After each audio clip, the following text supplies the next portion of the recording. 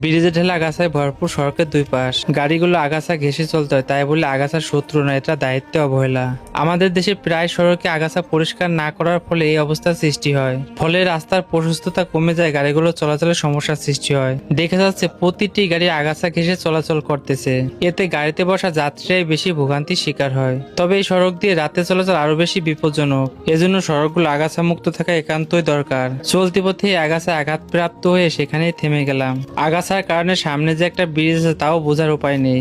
সড়কে এমন অবস্থা অত্যন্ত দুঃখজনক। তাই স্থানটিতে নিরাপদে চলাচলের জন্য আগাছা পরিষ্কার করার কাজ শুরু করলাম। প্রচন্ড গরমের কাজে সড়কে এই কাজগুলো হতে অনেক কষ্ট হয়, তাই একা এই কাজটি করা সম্ভব নয়। তার সাথে কয়েকজন নিয়ে সেখানে হাজির হয়ে এই কাজটি করা শুরু করলাম।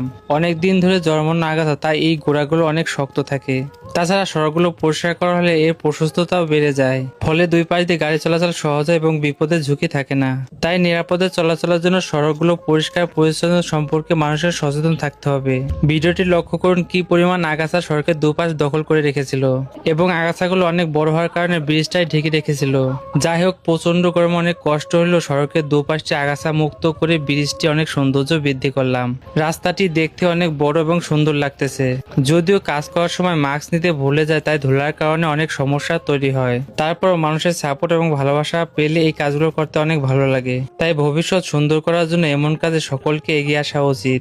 ফেসবুক আমি গরিব মানুষকে একটা অফার দিছে $160। আপনারা আন্তরিক থাকলে এটা অবশ্যই সম্ভব, যার মাধ্যমে আমাদের মানবতার হাতটা আরো অনেক বেশি শক্তিশালী হবে এবং আমরা ছোট বড় সব ধরনের মানবিক কাজে সক্রিয় থাকতে পারবো। আজকে আমাদের এই কাজটা ছিল ভাতখুরা চালা হয়ে কাজীপাড়া ঠিক মধ্যস্থলে ছোট্ট একটা কালভার্ট আমরা রং করে দেওয়ার চেষ্টা করেছি। আমাদের এই কাজগুলো যদি আপনাদের কাছে ভালো লাগে এবং উপকারী মনে হয়, তাহলে আপনারা এই ধরনের উদ্যোগ নিতে পারেন। আপনাদের জন্য অবশ্যই দোয়া থাকবে, শুভকামনা থাকবে। ইনশাআল্লাহ কাজগুলো চলমান ছিল, আছে এবং থাকবে। ধন্যবাদ সবাইকে।